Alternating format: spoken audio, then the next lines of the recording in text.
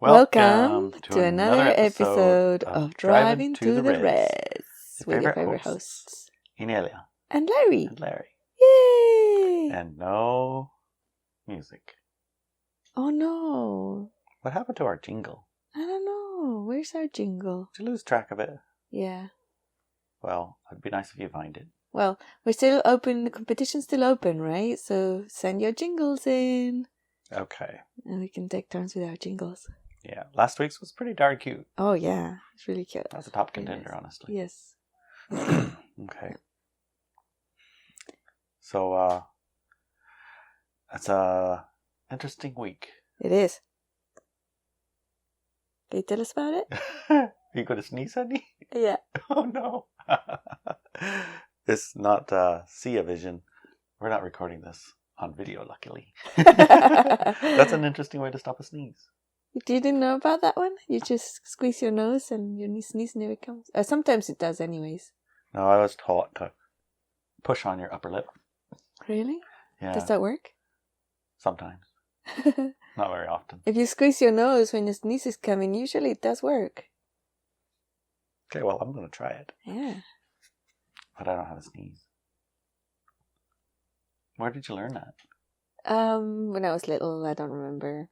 It's just one of those things you had forever. Yeah. Well, good to know. Where do we get our guidance? Where do you get this guidance from, how to stop a sneeze? Yeah. Where did that come from? Yeah. You say, well, I just knew it when I was a kid. Who taught you it? Somebody did. And I decided to integrate it into my programs, right? My knowledge base. Right. So, one of the things I think that would be interesting to talk about today is, I think it's starting to come up in a lot of people's lives, as I would say the splitting process accelerates. I think that's a safe way to say it. I remember we started a long time ago with Act 1 and Scene 1. Yes. That was started a couple of years ago. And I'm pretty sure there's probably Act 1, Scene 1s that have been going on for 30 or 40 or 50 years even. Oh, yeah. Yeah. So the real Act 1, Scene 1, it actually has been happening for a long time. It's like completely oblivious. Would you like to share what you feel that one is, the Act 1, Scene 1? Well, that we were oblivious to. I can't even guess, but as you go back in time, you see the things that lead to the ability to have what we could call Act 1, Scene 1 2 years ago. It's like how many years ago was Twin Tower stuff? 1990s, I think. 1990s. I'm just getting very distracted with Phoebe snoring. She's snoring. Yes. Is this a high frequency distraction? Yes. Yes, very we much. talked about this. She's the cutest one from last week, remember? Yes, yeah. Phoebe, are you the high frequency distraction girl? Yeah, she's snoring right now. It's super cute.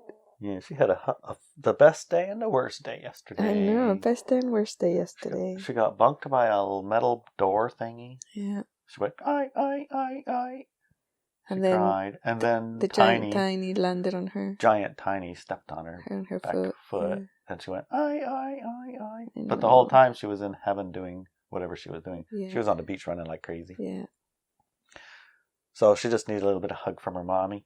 Mm-hmm. And then her dad to pack her around for about, 15 minutes. And then it was like, let me go, Dad. Let me go. Yeah, it's over. Not a worry since. What a great distraction. What were we doing just before that? What were we talking about? Do you remember?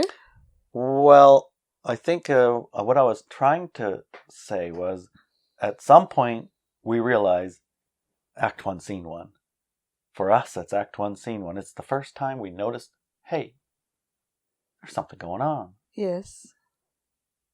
And for many of us, this Act 1, Scene 1 was, hey, look at that thing.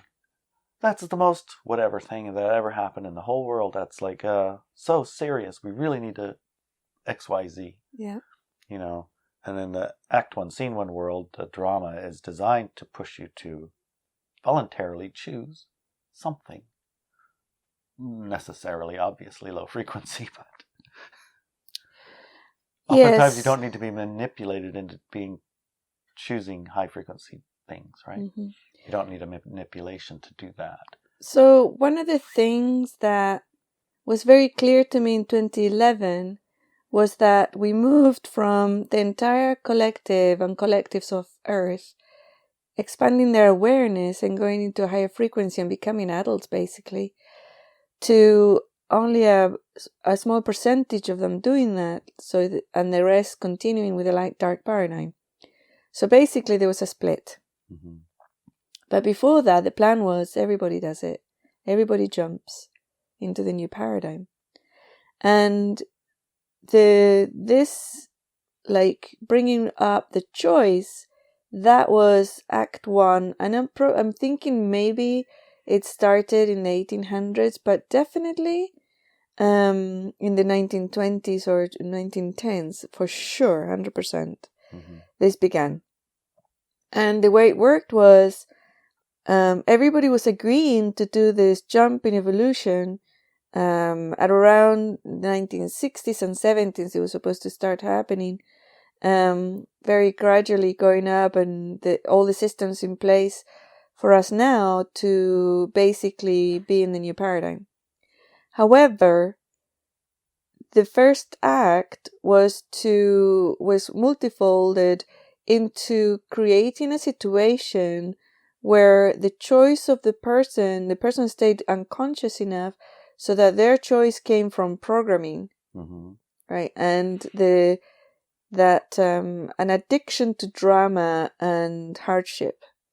So that began in those years in a way in which the way in which they did it was basically deplete the human collective from the leaders, alpha males and females, creating wars to get rid of these young men that were later on, if they had stayed alive, led the path into a higher frequency thing.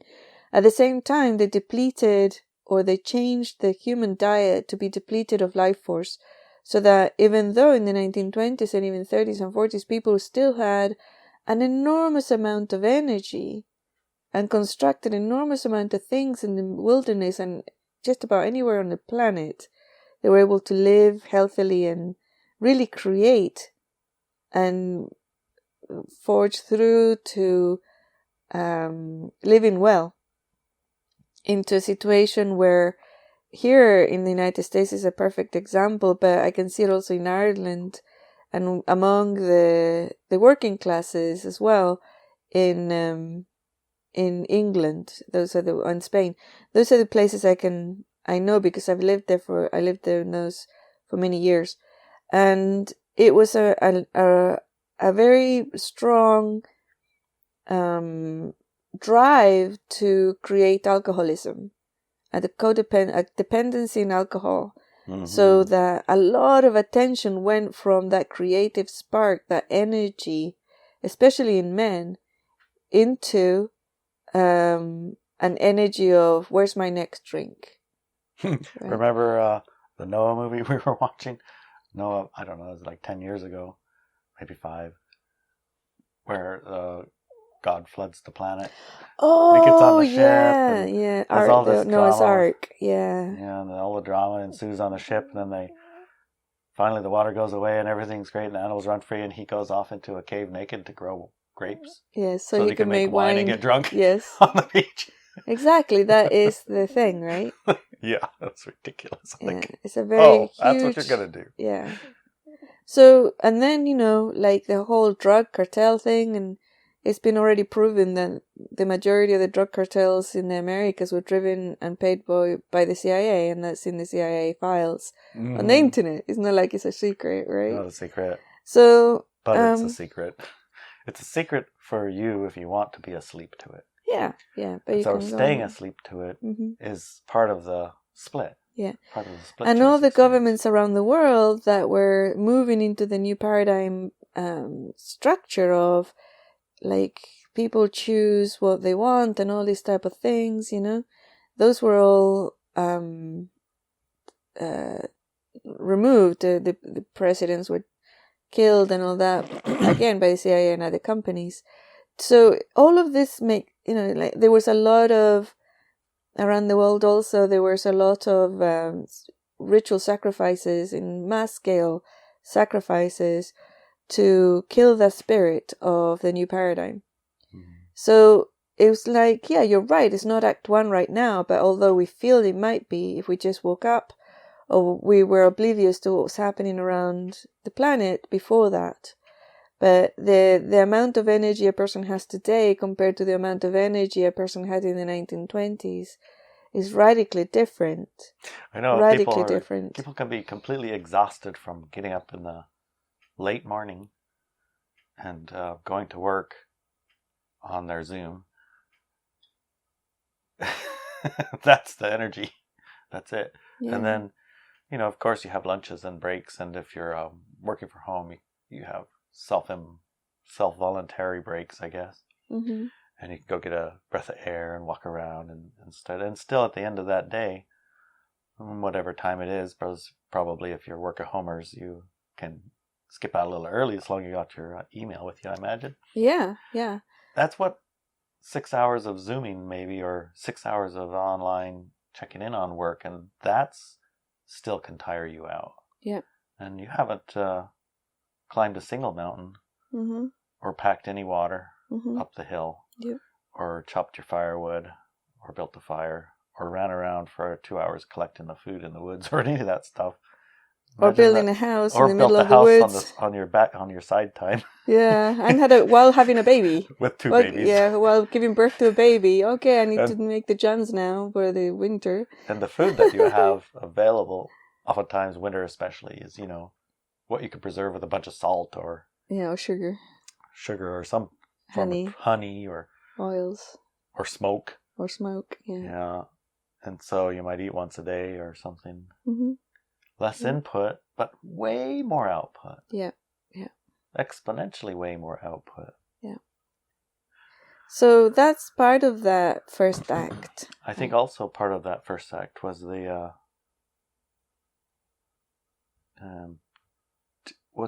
toddlerification of the masses.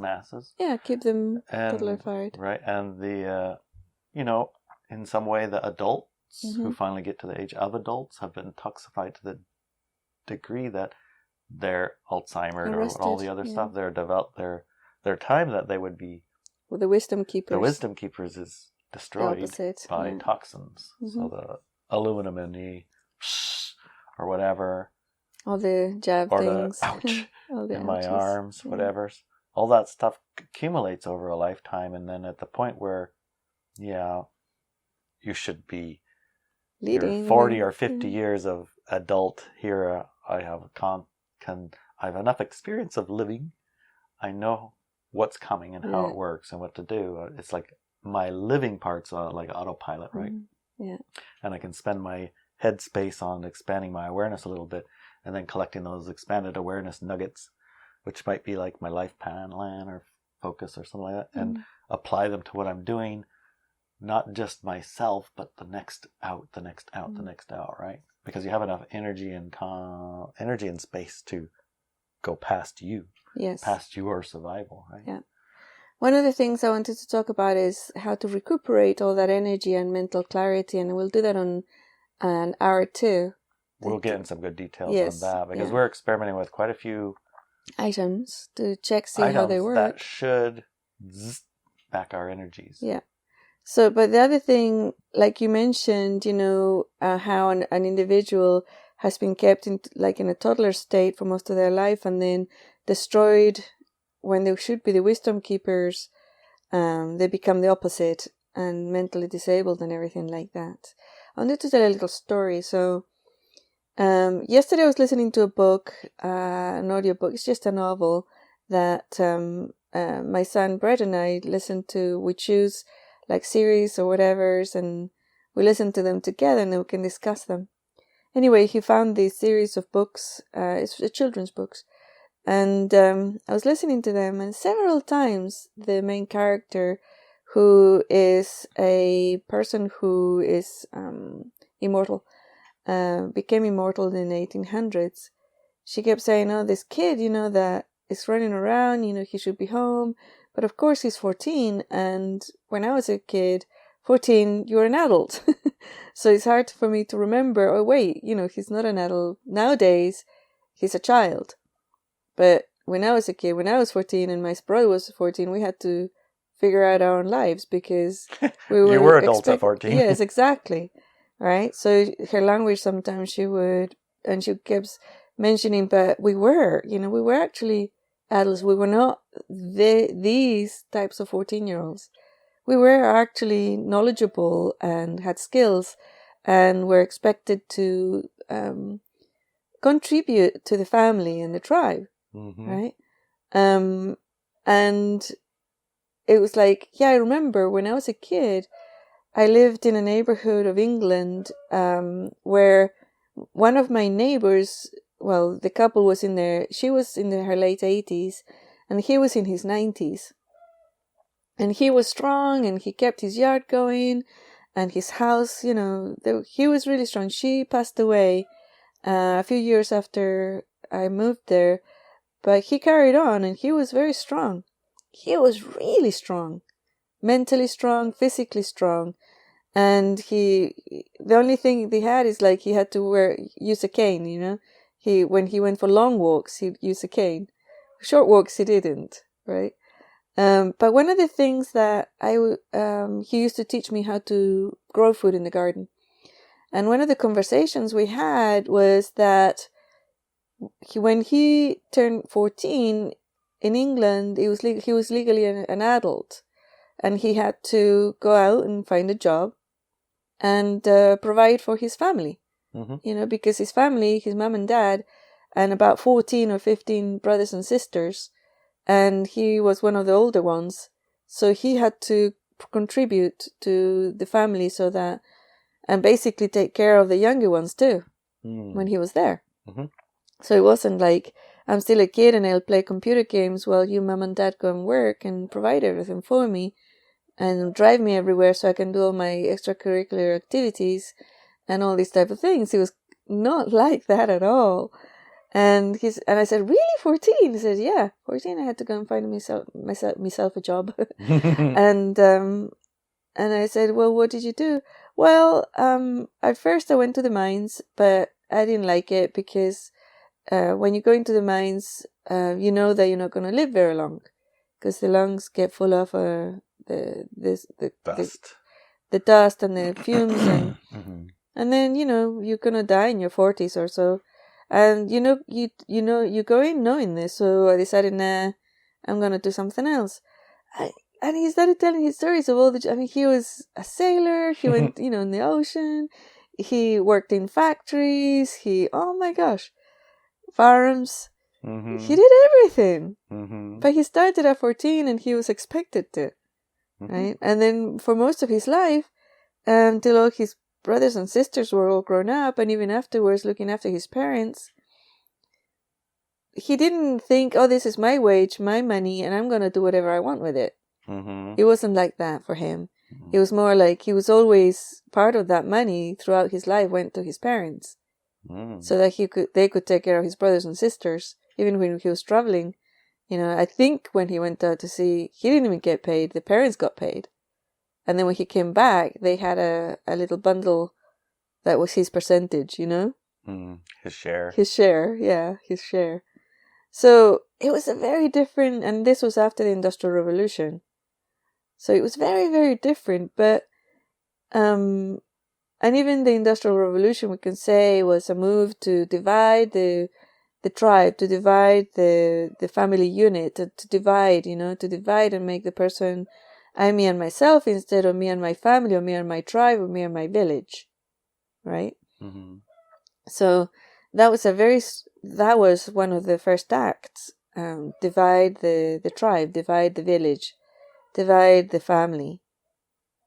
That was one of the first ones. Make them into singular units, so a very small unit is the family unit, and now even the family unit is split when I came here and I saw in the United States, and I saw that it was a culture, very proud culture, of sending your kids to college as far away from you as possible when they turned 18, I thought, wow, where did that come from? And when I looked into it, it was specifically designed to get the kids away from the family unit and away from their tribe, because those are formative years.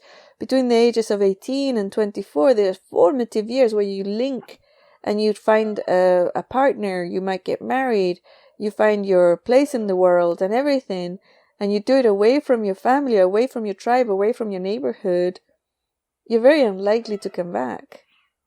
Is that why I think it's the Mormons in Salt Lake City area, all of their kids go to college at the same place, and they're supposed to meet their wives there. Yeah. Remember our they bypassed boat it, builder? right? Yeah.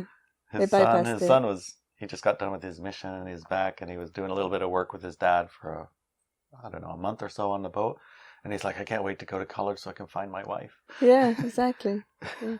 So they bypassed it, right? Mm. So they could continue with the group tribe energy. Right.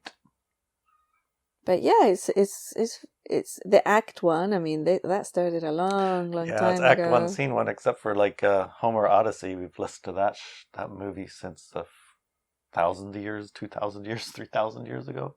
Homer's Odyssey. And we watched the same movie over and over and over and over again. Follows the same plot. Which is the hero's journey. Can you explain the hero's journey?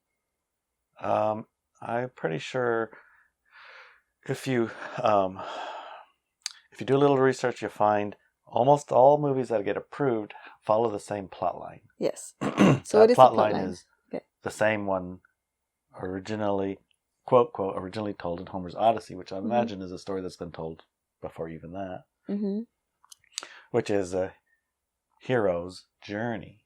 The hero overcomes obstacles. It looks terrible. There's no way for them to succeed. Somehow they miraculously do. With a team. Yeah, I don't know the whole plot line. And then what happens at the end? They succeed. And what does the success look like? They win everything. They come back victorious to the original location. Yes, right? Come back victorious to the original location. Yeah, because leaving and coming back is not the same as never have left at all. Who said that? I can't remember. I don't know. I'm not quoting it properly, but it's a quote from somebody. Yeah. So I was thinking the other day about that Act One, Scene One thing when we first talked about that a couple of years ago, and acknowledging that it's actually, a movie that's been in play for a long time. It had a scene adjusted. We're going to have a split instead of a full everyone Ascension type raise in the frequency of everything. Yeah, so let me just remind the one that I was saying. Scene one was making the collective humans here unconscious enough so that they thought, or they would choose to stay in a light-dark paradigm instead of evolving into a light paradigm. That was the aim of many of the wars and the mushing up of people's brains as they get older, and taking away their energy, physical energy, and addicting them to drugs and alcohol. Right. The elders we listen to are aware and not asleep. Their brains aren't mush. Mm-hmm. That's it. Yeah. If all the elders' brains weren't mush, I guess is the only way to say it, there would be no hope, no chance of carrying out Act One, Scene One, a complete sleeper split. No.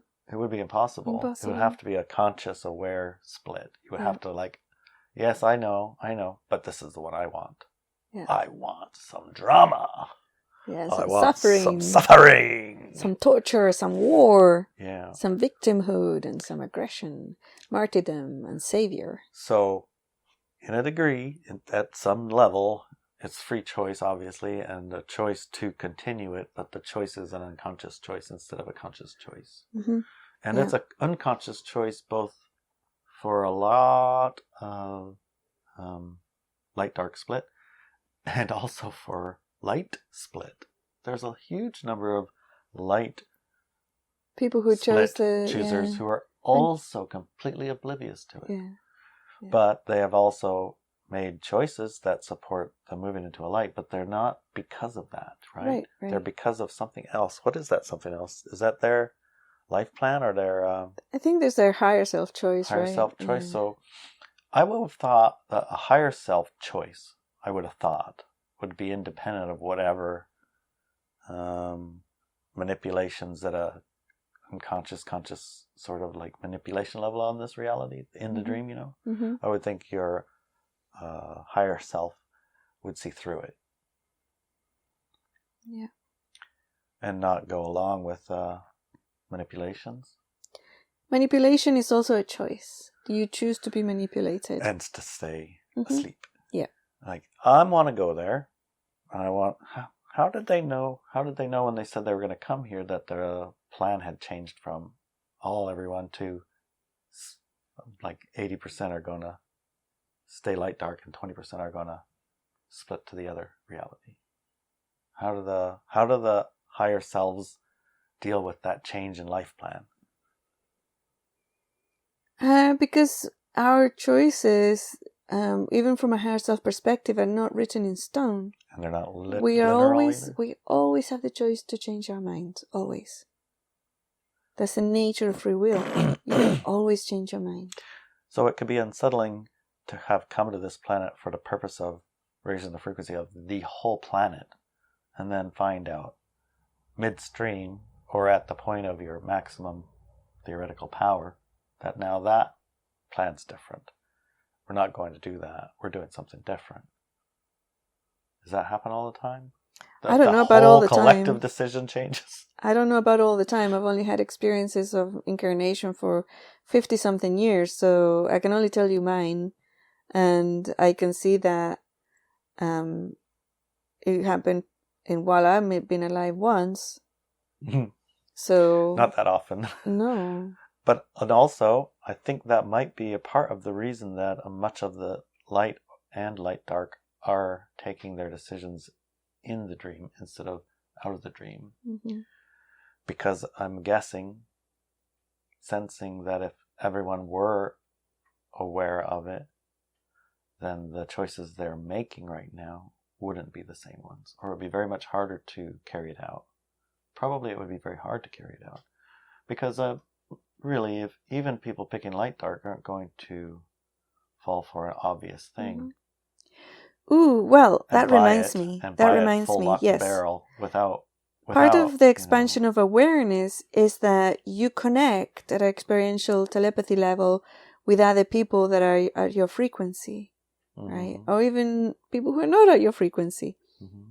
So that reminds me of, if you haven't gone to Walk With Me Now yet or subscribe to Subscribestar, we're having a live class on experiential telepathy, because that is part of who we are and what we are. Part of you as an empowered individual. You have the skill, but you need to, it's like a muscle you haven't used, so it atrophies. Mm-hmm. We're going to teach you how to reactivate it and how to start using that.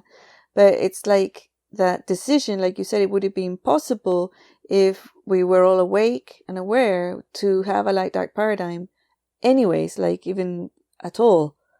And the answer is no, you wouldn't be able to, because the low-frequency activities that happen can only happen in a sense of separation, but also can only happen if they're hidden and in the shadows. And when you have a connection, a deep connection, an experiential connection, whenever you choose, with other people, with all of the human collective on the planet, nothing can be hidden. And the actual reasons behind things will become known by you. So, for example, let's say Washington and Oregon and California decide to go to war. Right? Okay, yep. Let's imagine that. And everybody in Oregon and California can tap into the experiential data of that decision. Mm-hmm. And they find out there is a couple of rich guys or rich companies that want to make more money. Mm-hmm. Or maybe they want to have the land that at the moment is owned by 150,000 different people. Yeah.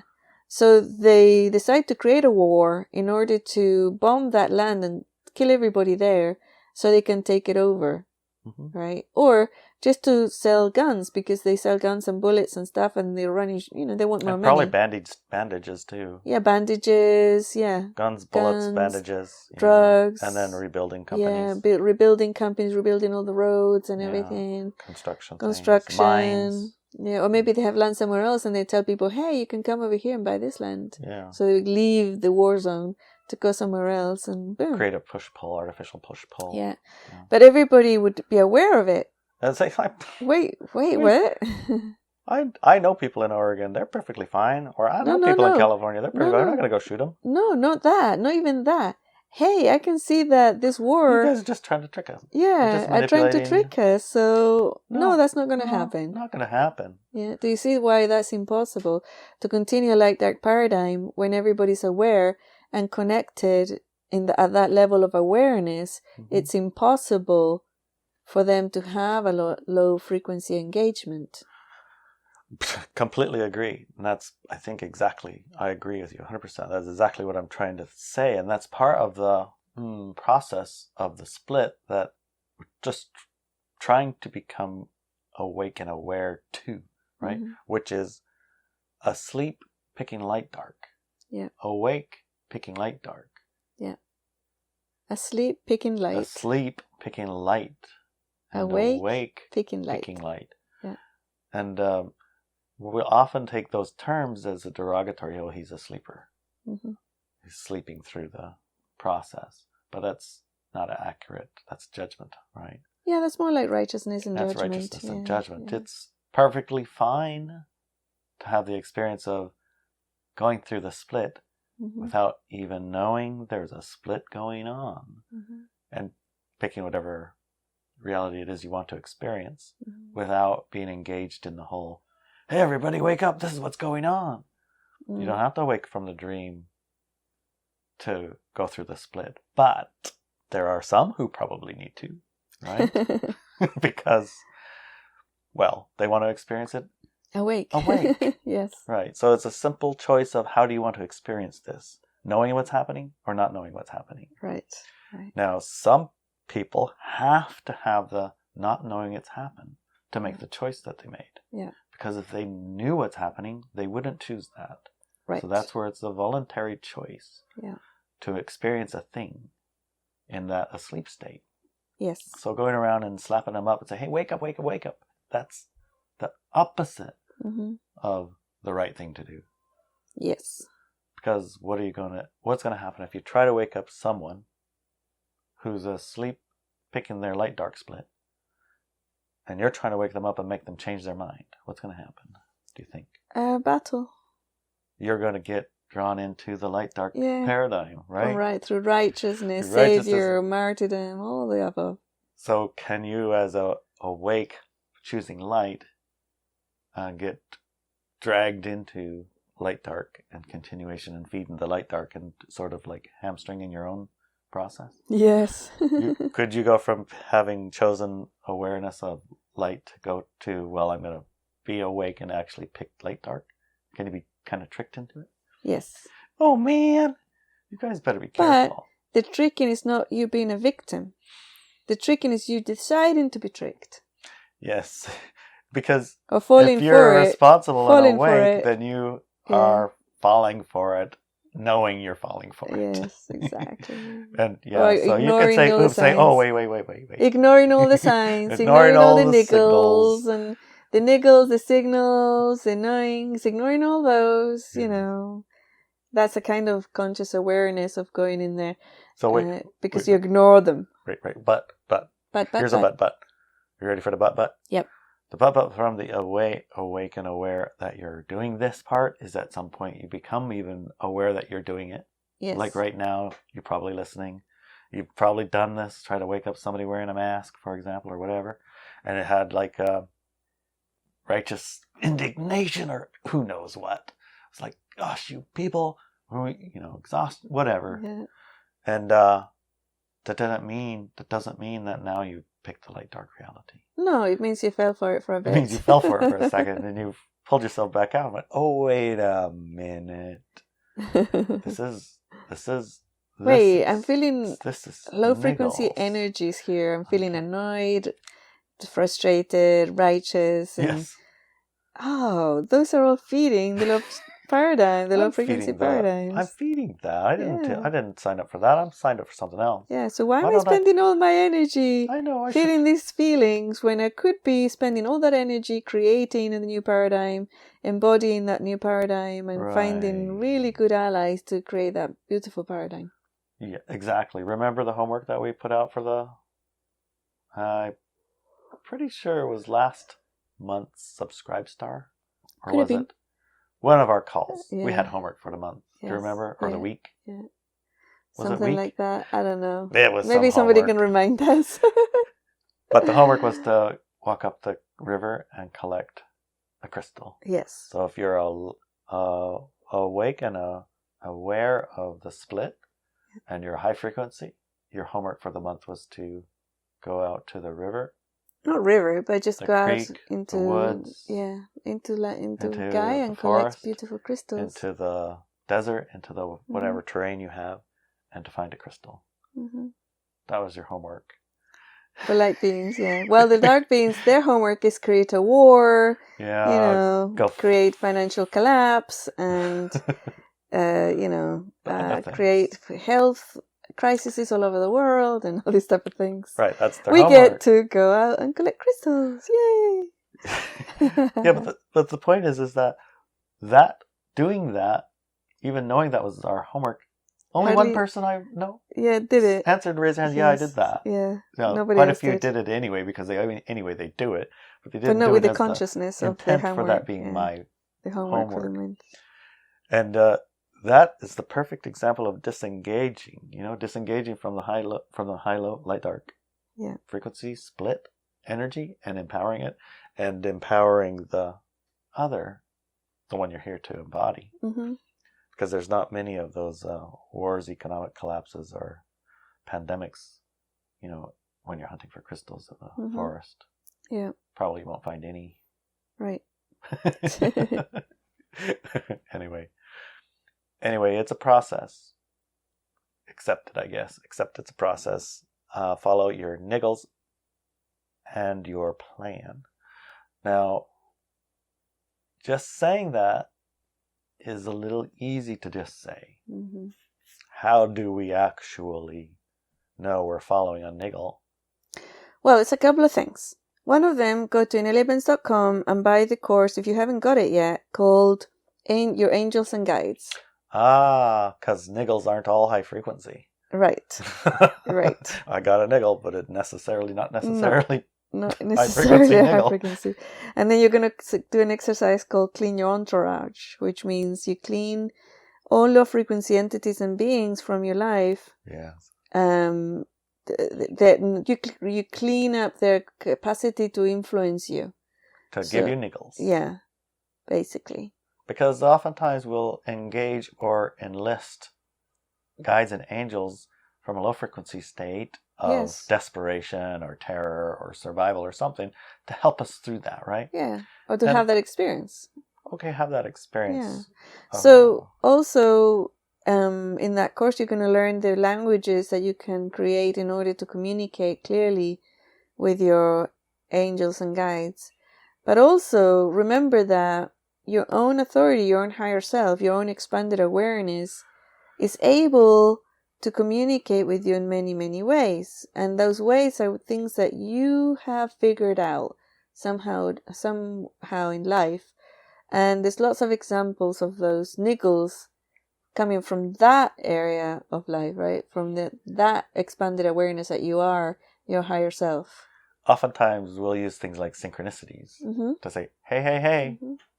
And in this case, most recently, we've given you the language of distractions. Yes. When you get a distraction, to look. Yeah, just do what were you doing before? Just doing? So that exclamation points it. Yes. Yeah. And a high frequency distraction is handy. Yeah. Those are a way to follow a niggle. Mm-hmm. I find that if I follow the path that I've chosen as a high frequency being, I feel really good. I feel very happy. Mm-hmm. But when I veer away from it, I feel nauseous, like physically nauseous. And that can be if I'm in a city that I don't know and I need to get somewhere, I can actually follow that guidance system to get to where I want to go without even looking at a map. If I turn the corner and I feel nauseous, I turn around, U-turn, come back to the other road, and if I turn again and I feel good, then that's the way I go. And it takes a while. So it takes a lot longer than a GPS system or a map because you have to turn around so many times. But eventually you get there. And if you exercise it, you get better at it, of course. Yeah, of if course. You use it right now, of course, I say, hey, Siri, take me here. Yeah. And, you go there mostly. But it's like the guidance system. I'm just using the map thing because it's not just about spiritual things and it's not just about really major things. You can practice with small things. You can practice your guidance system with small things, and then you learn that language. And then you can use that language to make major decisions in your life. Very cool. So, Angels and Guides course, good thing. Yeah. If you're Walk With Me Now, it basically is right there, right? It might be. I'm not actually sure. I think, it is. I saw the link there today. Okay. It is there, yes, in Walk With Me Now. It's in the library. And with regards to the upcoming class that we're going to do about experiential telepathy, that is also, by developing that skill, you will also be able to be in a much easier situation of following your own higher self guidance. And like I said earlier, you will be able to be in the live class in Subscribestar or Walk With Me Now. But if you don't want to subscribe to those things, you'll be able to buy it from the ineliabenz.com store after the fact, right? The recording. Yeah. So it's not a big deal. So if you missed it, don't worry. It's still there. Yeah. You can get it. Yeah. And if you're on Subscribestar, then you'll get the recording with it, right? Oh, yeah. You get the recording and also a Q&A session for Walk With Me Now and Subscribestar. So there's a Q&A session. So there's an hour lecture and then a Q&A session that follows. And the Q&A session, we don't put into the one in the store because often it's very personal items that people bring in. Right. And we wouldn't be appropriate. No, it's not appropriate to put that in our product. So we don't do that. Yeah. But that's part of those following your guidance, following your niggles. Part of that main guidance, and I talk about it all the time, is a high frequency human collective. And that you can directly access that.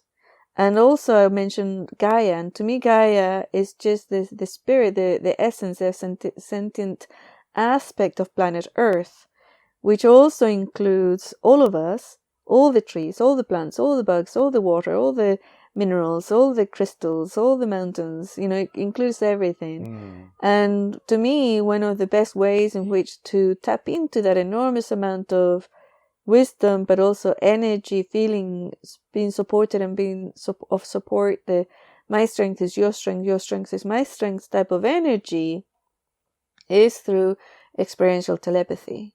So I really want people all over the world to start developing this, right? Or to get really good at it if you already have it.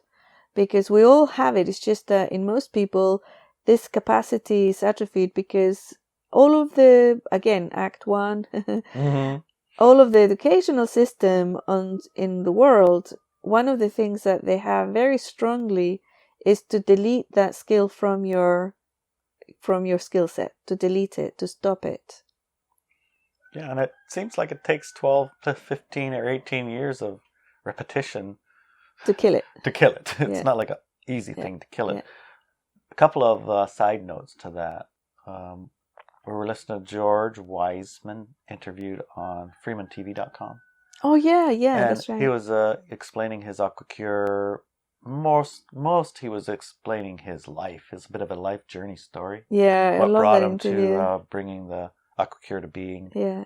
Device that you use for replenishing the hydrogen and elevating the oxygen levels in your body, the nutrient hydrogen that you're missing. But most of the interview so far has been about his journey. I love journey stories. Yeah. And one of his journey stories was about his guidance. When he knows he's on his life plan, it's like a smooth road. And when he gets off of it, it becomes like the edge of the gravel road where it's rocky, bumpy. Yeah, And but you can feel it gets a little bumpy, and then it steers himself back a little bit. But it's so funny because I know that you heard it that way, but the way that I heard it was he was walking in a forest, Mm-hmm. and he was walking on the forest, and underneath his feet he could feel the smooth road, but every now and then he could feel the gravel on the side of the path. Trail, yeah. And then he knew he was veering off course. Yes. And then if he gets really off, then he starts kind of climbing twigs and things, and he knows it's really off. He starts to turn around.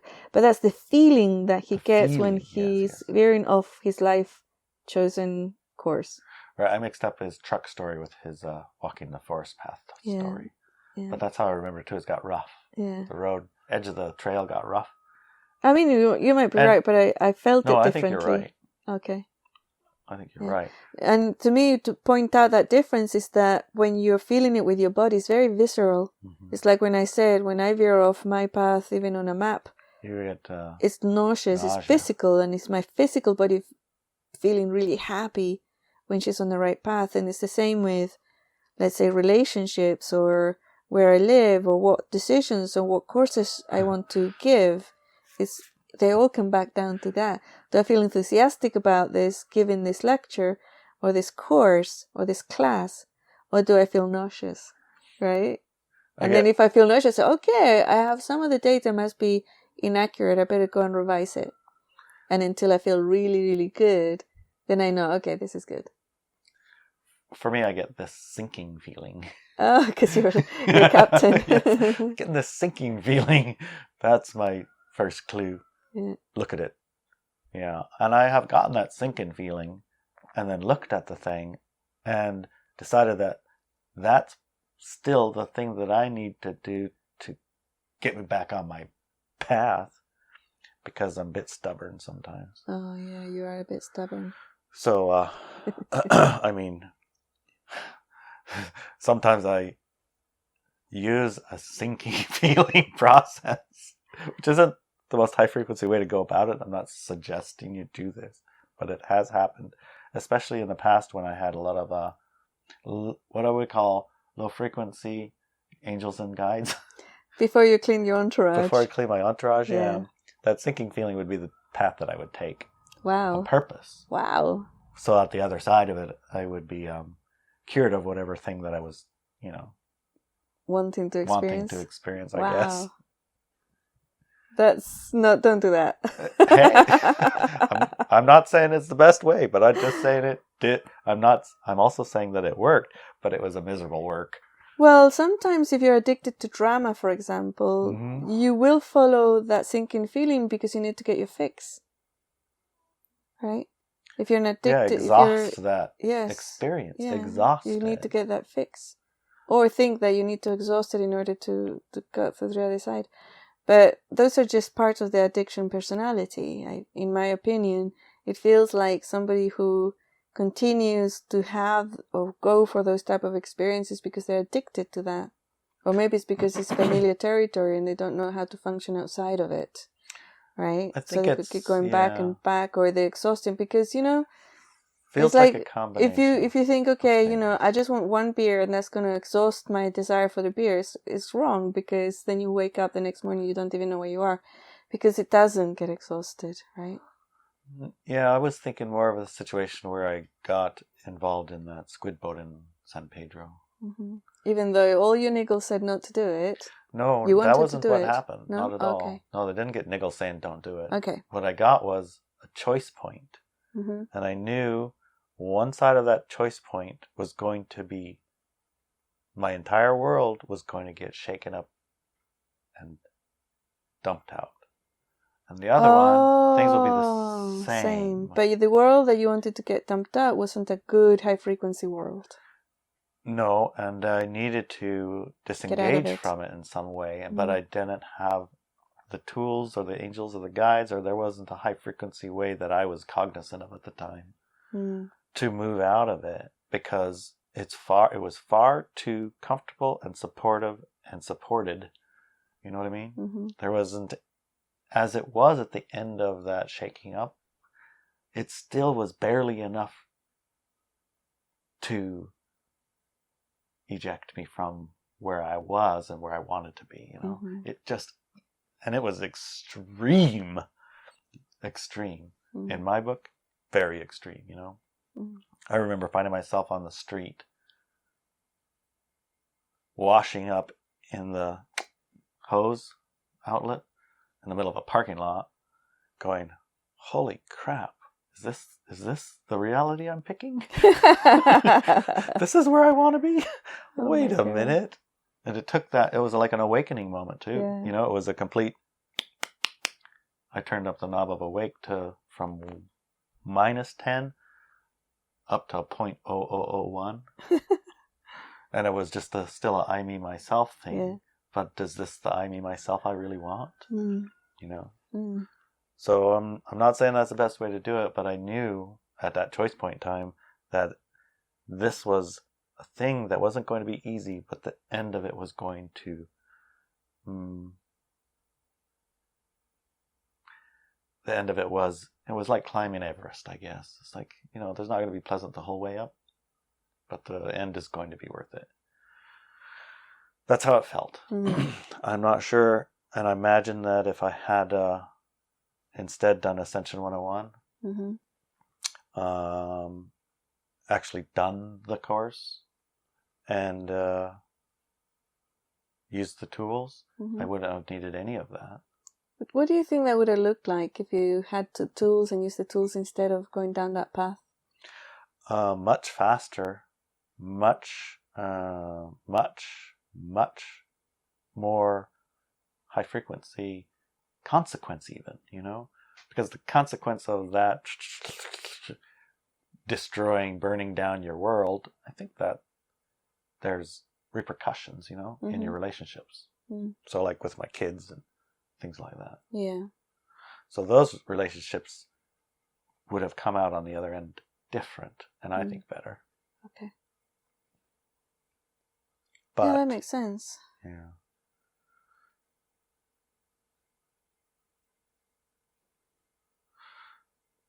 So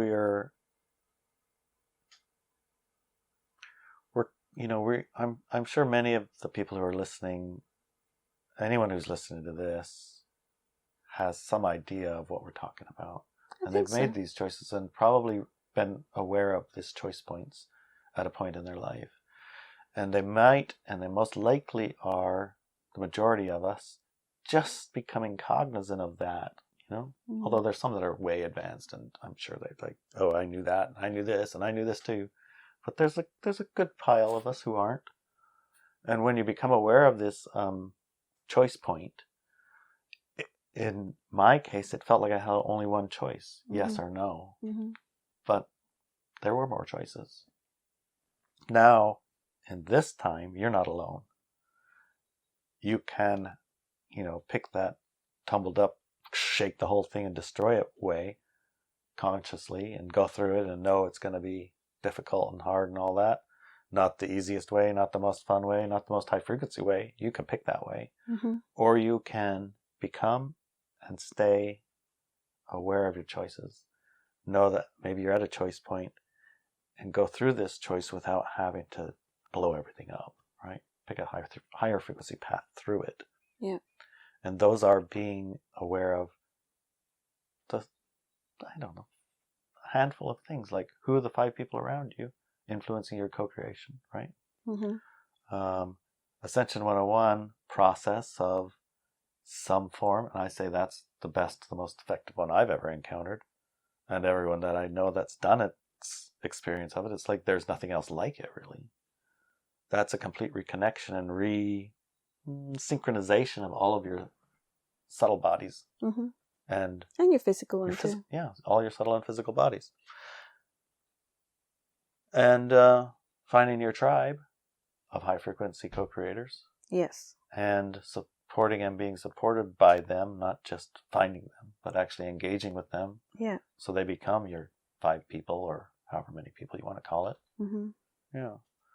And then you could say, hey, what do you think, guys? Should I buy a squid boat in San Pedro and move away? And they'll look at me like, what are you talking about? What are you talking about? We chopped liver here or something? let's go pull a card, see what Gaia thinks. Right. It's like, why do you want to do this? And so there'd be a form of inquiry that's high frequency in nature, not negative, I guess. Yeah, there's another path through. Mm-hmm. Yeah. What do you think? I think that's true. And the Act 1, Act 2, Act 3, or whatever's, they're not, it's so easy to fall into the light-dark paradigm of victim-aggressor, right? I'm a victim, we're victims, and they're the aggressors, or vice versa. When in fact, these are collective decisions. And we are responsible for our own experience and our own decisions. And the whole thing about responsible is we're able to respond. We're able to respond. But people who are in a deep unconscious, dreamy, sleeping state, they're not able to respond. They can only react. Right? So they're not actually responsible. How do you feel about that? Well, I want to talk about, in the second hour, the asleep light workers. Yes. Asleep light workers. beings. Yeah. Who have picked light paradigm and are asleep and want to stay asleep through the process. Right. Which is probably the nicest way for a light being to achieve a light paradigm. I'm not sure about that. Because it's a way, but I don't know if it's the nicest way. I hang out with people who are awake through it, most sensitive, and that's really the way. most sensitive really light nice worker. Way. The most sensitive light workers don't want to be impinged in any way with any of the light dark drama, so they probably can't even see it happening. They only that's what I want to talk about. Okay, that's why I want to talk about it. It's like, what is the experience of a split as a light worker, a sleepy a light being, high frequency being, picking a light paradigm and staying in the dream through the dream. Yeah, something like that. You get it. Oh my goodness. Yeah, I got to write it down. Yeah. There's 4 things, right? 4 things. Awake, working to keep the light dark's reality alive. Yes. Light and dark. And asleep. Working. Not necessarily working, but certainly engaged in the light dark. Yes. So picking the light dark. Yeah. And then awake, picking the high frequency paradigm. Yes. And asleep, picking the high frequency paradigm. Yes. Those are the 4 things I want to examine in detail in the second hour. Perfect. I love it. Yeah. Sounds good. Whew. Makes my head spin. Do you feel complete, honey? Oh, yes, I do. How about you, darling? Boy, I've got the second hour on my mind. So I feel like incomplete, complete. Oh my goodness, yeah. So how do you get the second hour? You go to Subscribestar. There's the advanced subscription that includes this. No, that's the basic one actually. Second hour is the basic one at $8 a month, and you get the second hour. And then you have Walk With Me Now. You get the second hour there automatically. Right. So that's the second hour options. That's 2 of them. Yep. Sweet. Yay! Love you, honey. Love you too, darling.